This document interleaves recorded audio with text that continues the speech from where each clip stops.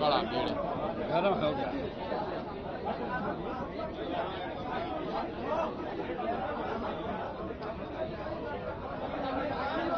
चलिए शुरू कीजिए ना।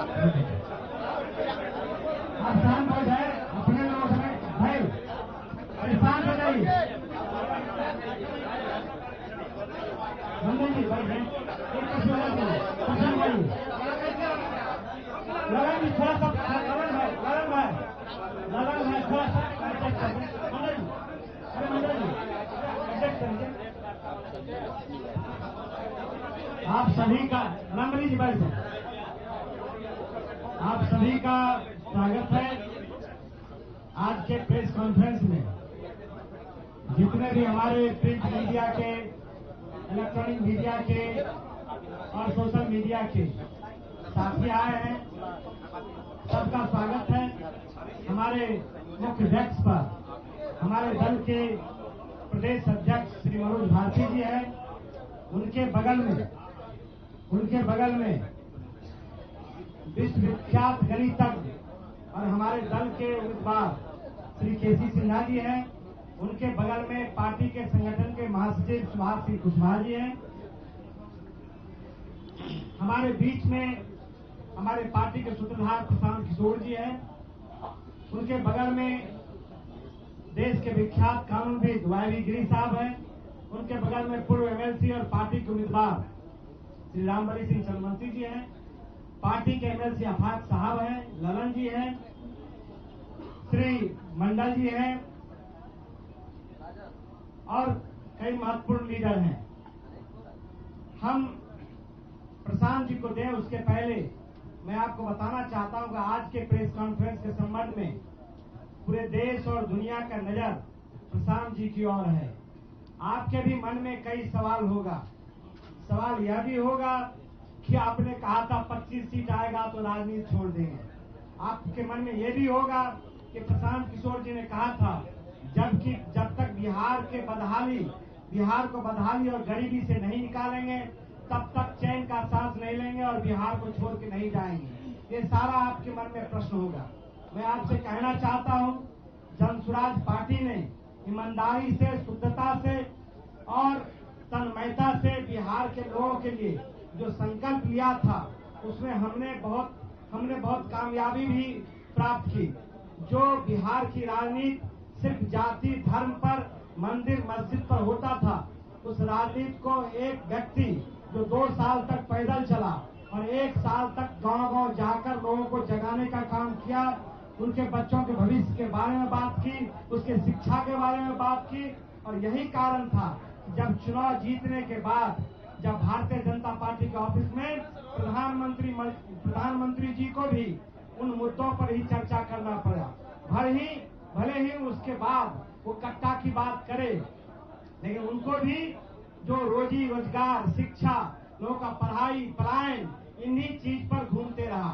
छोड़ दीजिए जो मुख्य विपक्षी पार्टी था उनको भी इस पर आना पड़ा। एक बात मैं जरूर कहूंगा, जो बिहार की राजनीति है, आपको लगता होगा जनसुराज को मात्र 3.34% वोट आया है। लेकिन बिहार में ये भी तय हो गया है कि जब तक लालू जी का भय रहेगा तब तक बिहार में वोट का ध्रुवीकरण होते रहा और उसी के चलते जनसुराज को पराजय का सामना करना पड़ा। मैं सीधे तौर से प्रशांत किशोर जी को देना चाहता हूं। आप मुझे नहीं सुनना चाहते हैं, मैं प्रशांत जी को देना चाहता हूं, वो अपनी बात रखें। बहुत बहुत धन्यवाद साथियों। सबसे पहले तो आप सबका यहाँ समय निकालकर आने के लिए शुक्रिया। जिस दल को सिर्फ 3.5% वोट मिला है, उसकी प्रेस वार्ता में इतने प्रेस के साथी आए हैं, तो ये दिखाता है कि कुछ तो काम हम लोगों ने सही किया होगा। हम लोग बिहार आज से 3.5 साल पहले व्यवस्था परिवर्तन के संकल्प से आए थे। एक ईमानदार प्रयास किया है और उसमें बिल्कुल सफलता नहीं मिली, ये मानने में कोई गुरेज नहीं है। व्यवस्था परिवर्तन के जिस अभियान को लेकर चले थे, व्यवस्था परिवर्तन की बात तो छोड़िए, सत्ता परिवर्तन भी हम लोग नहीं करा सके, लेकिन बिहार की राजनीति को बदलने में जरूर थोड़ी बहुत भूमिका हम लोगों की बनी है। तो हम लोगों से जरूर कुछ गलती हुई होगी, हम लोग के प्रयास में, हम लोग के सोच में, हम लोग के बताने के तरीके में जरूर कुछ गलती रही होगी कि जनता ने हम लोग को नहीं चुना है, जनता ने हम लोग पर वो विश्वास नहीं दिखाया। तो उसकी जिम्मेवारी जो है वो पूर्णतः मेरी है, प्रशांत किशोर की है, और वो जिम्मेवारी मैं 100% अपने ऊपर लेता हूं कि मैं बिहार की जनता को, अपने साथियों को, इस व्यवस्था से जुड़े हुए लोगों को, जिस प्रयास से हम लोग जुड़े थे, जिस प्रयास को करना चाहते थे, उससे उनका विश्वास उस पर मैं नहीं जीत पाया। हम लोग सामूहिक तौर पर हारे हैं और आत्मचिंतन का समय है, हम लोग भी चिंतन करेंगे। जो लोग जीत कर आए हैं उनको खूब बधाई। जनता ने अपने लिए अपना रास्ता चुना है, अपने लिए सरकार चुन ली है। अब नीतीश जी और भाजपा के लोगों पर जिम्मेवारी है कि बिहार में जिन बातों को लेकर वो सत्ता में आए हैं, बिहार में तरक्की हो, बिहार में भ्रष्टाचार से जो जनता जूझ रही है, भ्रष्टाचार खत्म हो, यहाँ पर लोगों के लिए रोजी रोजगार हो, और सबसे बढ़ के जो मुद्दा है पलायन का, बिहार से पलायन बंद हो। हम लोगों से जो गलती हुई है, जिन लोगों ने जन स्वराज के विचार पर इस सोच से इस प्रयास से जुड़कर एक सपना देखा था, एक उनकी सोच बनी थी, उनकी आशा की किरण जगी थी कि बिहार में एक नई व्यवस्था बनाई जा सकती है, उन सब के आशाओं पर, अपेक्षाओं पर, उनके सपनों पर खरा नहीं उतरने के लिए जो दोष है वो मेरा है। इसलिए मैं आपसे विनम्रता से आपसे माफी मांगता हूं कि मैं आपके सपनों के आधार के अनुसार, आपके सोच के अनुसार वो व्यवस्था बनाने में नाकामयाब रहा हूं। और प्रायश्चित के तौर पर मैं आज से 2 दिन के बाद 20 तारीख को गांधी वितिहरवा आश्रम में, जो रास्ता गांधी जी ने बताया है, मैं अपने लोगों को, बिहार के लोगों को ये नहीं समझा पाया कि किस बात पर उनको वोट देना चाहिए, क्यों उनको नई व्यवस्था बनानी चाहिए। तो प्रायश्चित के तौर पर मैं अपने से वितिहरवा आश्रम में 1 दिन का उपवास, मौन उपवास रखूंगा। जो भी जन स्वराज के साथी हैं वो जहां पर हैं वहां, अगर वो समझते हैं कि हम लोग के प्रयास में, सोच में जो कमी रह गई, उसको सुधार के लिए प्रायश्चित के तौर पर हम लोग 1 दिन का सामूहिक उपवास रखेंगे। मैं खुद वितिहरवा, गांधी आश्रम वितिहरवा में रहूंगा, 24 घंटे का एक उपवास रखेंगे। गलती हम लोगों से हुई होगी, कमी रही होगी, लेकिन हम लोगों ने कोई गुनाह नहीं किया। गलती हो सकती है, गुनाह नहीं है। वोट नहीं मिलना गुनाह नहीं है। मैं बिहार की जनता के सामने अपने साथियों के साथ बिल्कुल सर उठा के ये कह सकता हूं कि हम लोगों ने गुनाह नहीं किया है। जिस बिहार में पिछले 30-35 साल से सिर्फ जाति की राजनीति हुई है, वहां पर इस समाज में जातियों का जहर फैलाने का गुनाह नहीं किया है। हम लोगों ने बिहार में हिंदू मुस्लिम की राजनीति नहीं की है, लोगों को धर्म के नाम पर बांटने का गुनाह नहीं किया है। हम लोगों ने बिहार की गरीब जनता को, भोले वाले लोगों को पैसा देकर उनका वोट खरीदने का गुनाह नहीं किया है। जिन लोगों ने ये गुनाह किया होगा, अगर वो आज जीत भी गए हैं तो उनको उसका हिसाब देना ही पड़ेगा। वो आज दे या कल दे, वो होगा ही होगा। मैं पिछले 2.5-3 सालों में अपने वक्तव्यों में अक्सर महाभारत के चक्रव्यूह की, अभिमन्यु के वध की कहानी सुनाता रहा हूं। जिस धर्म युद्ध की बात हम लोग करते हैं, पांडवों के साथ स्वयं भगवान थे, स्वयं भगवान कृष्ण थे, फिर भी अभिमन्यु को घेर कर छल से मार दिया गया। लेकिन उसके आगे की भी एक कथा भी है कि अभिमन्यु को मार दिया गया, लेकिन उससे महाभारत नहीं जीता गया। महाभारत जीता तो अंत में वही जो सही रास्ते पर था, जो धर्म के साथ था। तो आप निश्चित जानिए कि जीत तो जन स्वराज की ही होगी। आज जरूर धक्का लगा है और उसके लिए जो कुछ भी कमी है उसको सुधारा जाएगा और उतनी ही ताकत से फिर खड़े होंगे। अगर आप ये कुछ लोग ये सोच रहे हैं कि मैं बिहार छोड़ दूंगा, तो आपका ये भ्रम है। अंग्रेजी में एक फ्रेज है, you are not defeated till you quit. जब तक आप छोड़ेंगे नहीं तब तक आप हार नहीं सकते हैं। तो प्रशांत किशोर की और जन सुराज में मेरे साथ जुड़े हुए साथियों की बिहार सुधारने की जो जिद है, उस जिद के सामने दूसरा कुछ भी इस जीवन में नहीं है। उस जिद से पीछे हटने वाले नहीं हैं।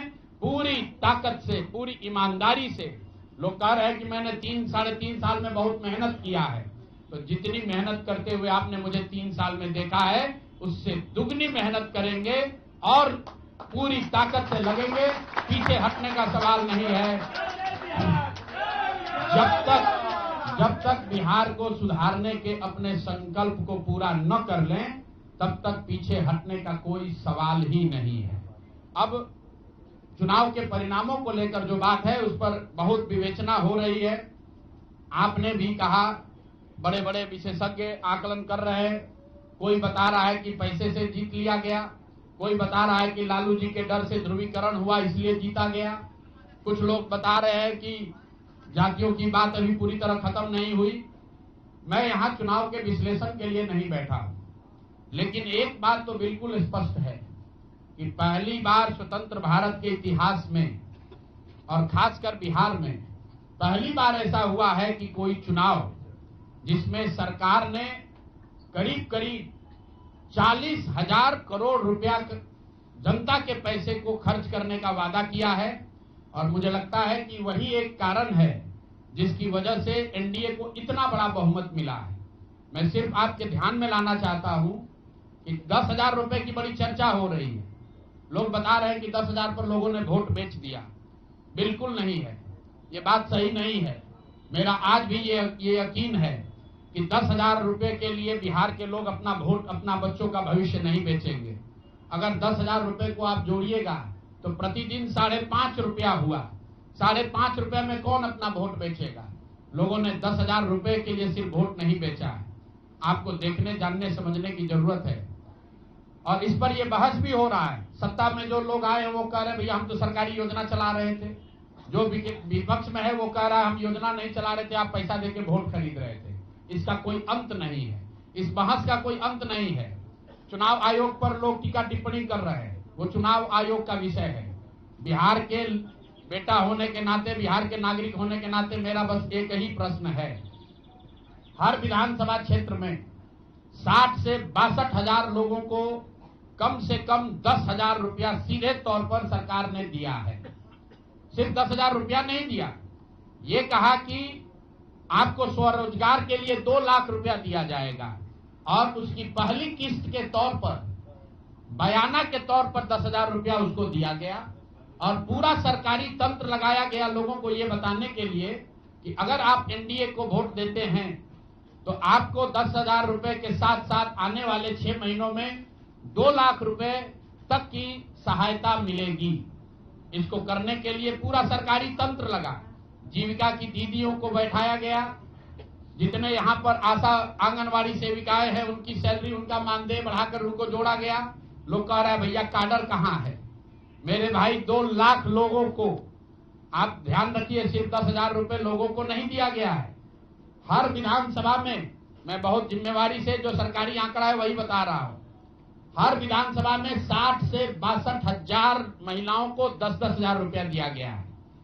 करीब करीब 1 लाख आंगनवाड़ी सेविका, आशा वर्कर और ममता की से जुड़ी हुई महिलाओं को करीब करीब सरकार ने 10,000 करोड़ रुपया अलग से दिया है।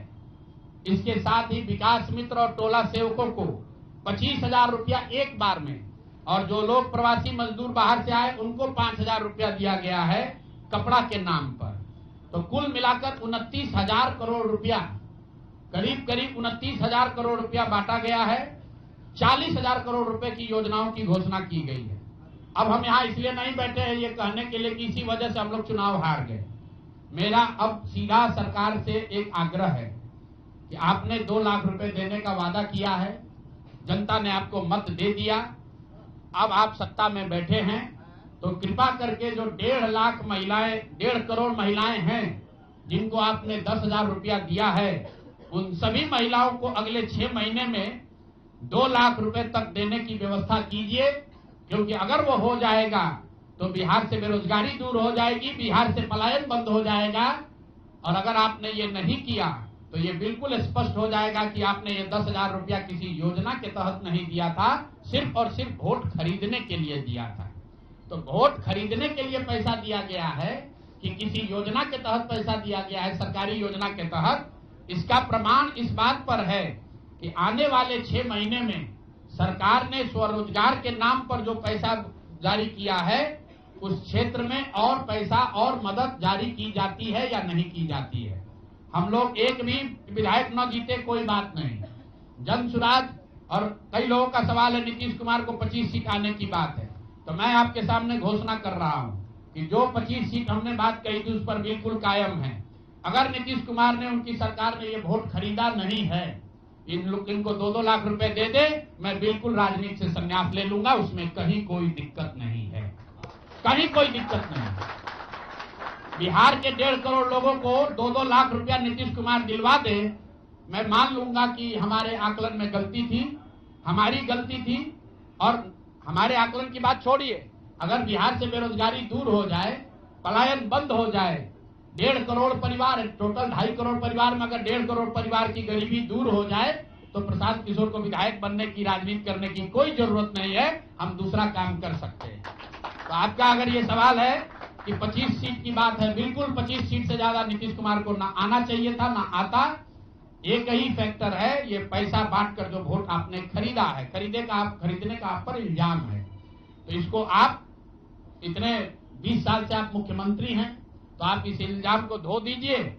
अगले 6 महीने में 1.5 करोड़ लोगों को, 1.5 करोड़ परिवार को स्वरोजगार की व्यवस्था कर दीजिए। और अगर नहीं कीजिएगा तो हम लोग यहीं पर हैं। मैं आपके सामने एक नंबर जारी कर रहा हूं, मेरा अपना व्यक्तिगत ऑफिस का 91-216 जितने लोग हैं, जिनको भी 10,000 रुपया का बयाना नीतीश कुमार सरकार ने, अधिकारियों ने, जीविका की दीदियों के माध्यम से दिया है, इस आश्वासन के साथ कि अगर आप नीतीश कुमार को, एनडीए को वोट देंगे तो आपको 2 लाख रुपया 6 महीना में मिलेगा। तो मेरे भाई, अब समय चालू हो गया, आप आ गए हैं सत्ता में और हम लोग आराम से बैठे हुए हैं बिहार में। हर वो महिला, हर वो परिवार जिसको 2 लाख रुपया नहीं मिलता है, आप प्रशांत किशोर से संपर्क कीजिए, आप जन सुराज से संपर्क कीजिए। अब सलाह का समय खत्म हुआ, अब संघर्ष का समय शुरू होगा। हमने 3.5 साल लोगों को सलाह दिया है, हमने 3.5 साल लोगों को जाकर घर घर हाथ जोड़ा है, कभी वोट नहीं मांगा। लोगों को यही कहा कि अपने बच्चों के लिए वोट दो, अच्छे लोगों को जिताओ। लोगों ने अपने हिसाब से अच्छे लोगों को जिताया है। जिन मुद्दों पर जिताया है उसका मैं स्वागत करता हूं कि स्वरोजगार ही सबसे ज्यादा जरूरी है। उसका वादा एनडीए की सरकार ने किया है, नीतीश कुमार ने किया है, और 10-10 हजार रुपया बानगी के तौर पर, एडवांस के तौर पर उन महिलाओं को दिया है। तो अब अगले 6 महीना में उन सभी महिलाओं को, उन सभी परिवारों को नीतीश कुमार की सरकार स्वरोजगार का अवसर दे, उनको 2 लाख रुपए की मदद दे, ताकि वो 1.5 करोड़ परिवार के लोग बेरोजगारी से बाहर निकल सके, गरीबी खत्म कर सके और उनके बच्चे गुजरात में, तमिलनाडु में जाकर मजदूरी न करें। और अगर ये नहीं होगा तो हम लोग तो विधानसभा में हैं नहीं। जनता ने जो आदेश दिया है कि गांव गांव घूमिए और लोगों की मदद कीजिए, तो जिनको भैया ये 2 लाख न मिले वो प्रशांत किशोर के पास चले आइए, जन सुराज के साथियों के पास आइए। आपकी आवाज बनकर, आपके साथ खड़े होकर ब्लॉक, पंचायत, डिस्ट्रिक्ट के ऑफिसेज में, सरकारी दफ्तरों में हम लोग चलेंगे। जरूरत पड़ेगा नीतीश कुमार के पास चलेंगे, क्योंकि उन्होंने कहा है कि 10,000 रुपया बयाना ले लीजिए, जब मैं जीत कर आऊंगा आपको 2-2 लाख रुपए दूंगा, ताकि सब लोग अपने पैर पर खड़े हो जाएंगे। तो जन सुराज के लोग अब ब्लॉक में, और जिन लोगों ने, आपने सुना होगा सहारा में लोगों को कहा गया पैसा डबल हो जाएगा, सहारा के जिन लोगों ने एजेंट बनकर, समाज के कई लोगों ने सहारा में पैसा जमा कराया, सहारा वाले भाग गए तो लोग एजेंट को खोज रहे हैं। तो जो सरकारी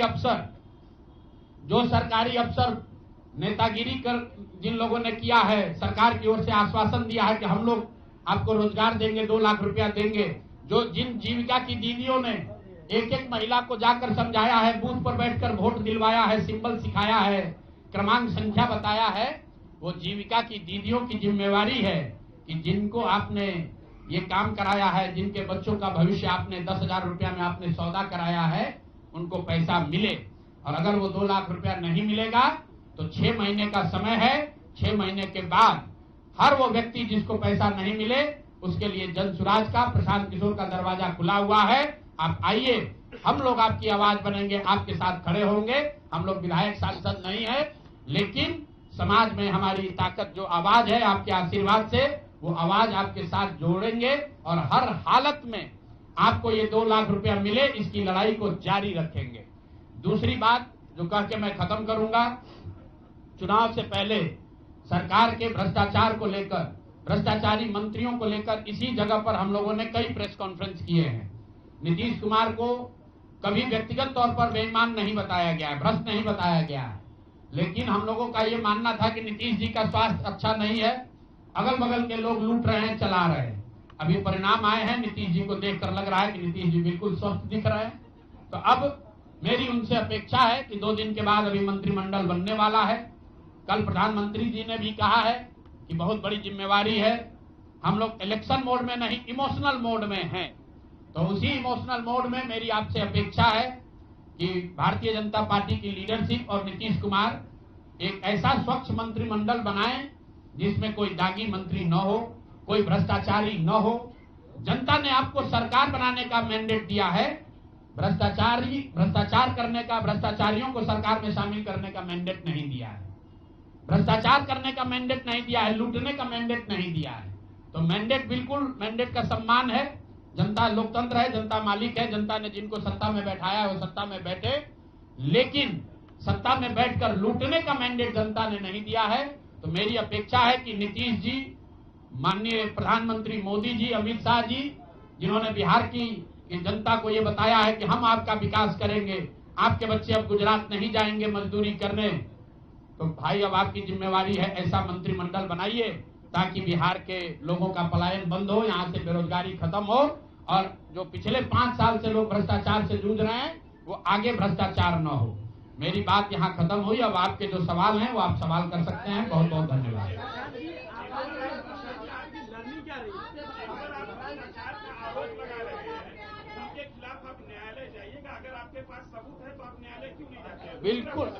बिल्कुल जो बात हम लोगों ने पहले कही है, जिन नेताओं के बारे में कही है, उसमें कहीं पीछे हटने का सवाल नहीं है। मैंने आपको कहा था कि प्रेस के जरिए उसको बताया गया, ये अपेक्षा की गई कि सरकार के जो मुखिया हैं उस पर एक्शन लेंगे, उन्होंने एक्शन नहीं लिया। दूसरा, जनता की अदालत में गए, जनता ने भी उन्हीं नेताओं को फिर से जिताकर भेज दिया। कई लोग जिन पर इसी जगह पर मैंने आरोप लगाया है, जिनके आरोपों की बात कही गई है, उनको जनता ने भारी मत से जिताकर भेजा है। तो भाई अब जिम्मेवारी है सरकार के मुखिया के तौर पर नीतीश कुमार जी ये तय करें कि वो लोग सरकार के हिस्सा होंगे कि नहीं होंगे। अगर होते हैं तो निश्चित तौर पर जनता के बीच में भी उनके खिलाफ जाएंगे और जहां जरूरत पड़ेगी कोर्ट में भी जाएंगे। 70,000 के सीएजी के मामले में जो सीएजी ने 70,000 रुपए के अनअकाउंटेड मनी की बात कही है, उस पर ऑलरेडी जन सुराज हाईकोर्ट में रीट हम लोगों ने फाइल किया हुआ है। जहां तक व्यक्तिगत मामले हैं, जिन 4 नेताओं के बारे में बात की गई है, जैसे ही मंत्रिमंडल बनता है और अगर वो लोग फिर से सरकार में शामिल होते हैं, सरकार के हिस्सा बनते हैं, तो हम लोग निश्चित तौर पर न्यायालय का दरवाजा खटखटाएंगे। 10,000 रुपए की बात आपने कही, 10,000 रुपए चुनाव से पहले देने लगे थे लोग। आपने कहा कि 25 से ज्यादा सीटें आएंगी तो चुनाव से पहले ही आपने कहा था कि आप इस्तीफा दे देंगे जी। तो कंडीशन अप्लाई उस समय क्यों नहीं कर दिया? बिल्कुल ठीक बात है कि आपने कहा, हम पहली बात तो आप लोग कह रहे राजनीति से हम किस पद पे है कि इस्तीफा दे दें? हाँ ना, सुन रहे हैं, आ रहे हैं, किस पद पर है कि इस्तीफा दे दें? आप एक मिनट, आपने सवाल, एक मिनट रुकिए, आपने सवाल किया है, जायज बात है। आपने कहा कि आपने कहा था कि 25 से ज्यादा आएगा तो आप संन्यास ले लेंगे। तो भैया किस पद पर हैं जिससे मैं इस्तीफा दे दूं? अगर किसी पद पर हैं, ये तो नहीं कहा था कि बिहार छोड़कर चले जाएंगे, बिहार में रहेंगे और राजनीति नहीं, बिल्कुल बिल्कुल, अरे भाई हाँ बिल्कुल, एक मिनट, बिल्कुल राजनीति छोड़ देंगे, राजनीति छोड़े हुए हैं, हम तो राजनीति करते ही नहीं हैं। लेकिन ये नहीं कहा है ना कि बिहार के लोगों की बात कहना छोड़ देंगे, ये तो नहीं कहा है। हाँ नहीं, आपने ऐसा है, हमने कहा कि अगर 25 से ज्यादा सीट आएगा तो राजनीति छोड़ देंगे, बिल्कुल बात पर कायम है। लेकिन ये तो नहीं कहा कि ये 30,000 करोड़ रुपया में वोट खरीदेंगे। अब आप कह रहे नहीं, वोट उन्होंने नहीं खरीदा है, तो हमने कहा अगर नहीं खरीदा है तो 2 लाख रुपया दे दीजिए, हम बिल्कुल छोड़ देंगे। 1 मिनट रुकिए, अरे सुन तो लो, सरकार क्या विज्ञप्ति पढ़ लो जिस पर सरकार ने, हाँ बिल्कुल बिल्कुल बिल्कुल, नहीं ऐसा है, बिल्कुल हम भी सभी की बात नहीं कर रहे हैं। सरकार ने 1.5 करोड़ लोगों को 10-10 हजार रुपया दिया है और पूरे देश में इस बात पर बहस छिड़ी हुई है कि क्या ये 10,000 रुपया वन टाइम देकर वोट खरीदा गया है कि किसी सरकारी योजना के तहत इस पैसा को दिया गया है। मैं ये कह रहा हूं कि मैं बिल्कुल ये मानने को तैयार हूं कि सरकार का ये एकाधिकार है, वो चाहे योजना शुरू कर सकती है। अंतिम साल में, अंतिम महीने में ही किया, उसमें कोई दिक्कत नहीं है, हम उस बात में नहीं पड़ रहे। इलेक्शन कमीशन ने चुनाव के दौरान ये पैसा बांटने दिया, ये उनकी गलती है, उस पर भी हम टीका टिप्पणी नहीं कर रहे हैं। हम तो ये कह रहे हैं कि जिस योजना के तहत आप जीत कर आए हैं उस योजना को लागू कर दीजिए। हम लोग को बिहार में रहने की भी जरूरत नहीं है, बिहार ही छोड़ देंगे, राजनीति की क्या बात कर रहे हैं।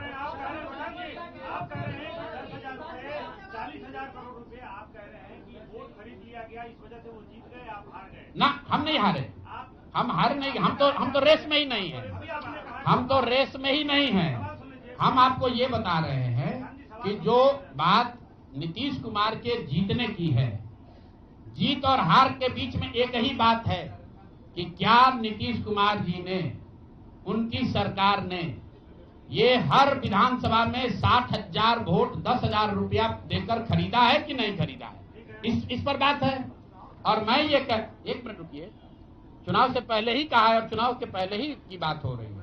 और अरे आपकी क्या, आप क्या चाहते हैं कि हम कह दें कि हम राजनीति से संन्यास ले रहे हैं इसलिए आप आए हैं? मेरे भाई, अगर ऐसा है, हमने आपको, आप भाई, आप लोग जितने लोग आए हैं, हमने बिल्कुल स्पष्ट आपको कहा कि नीतीश कुमार ने प्राइमा फेसी जो दिख रहा है कि सरकार ने 10,000 रुपया देकर वोट खरीदा है, लेकिन मेरे पास उसका कोई प्रमाण तो है नहीं। सरकार का ये नहीं है तो सरकारी योजना के तहत दिए हैं।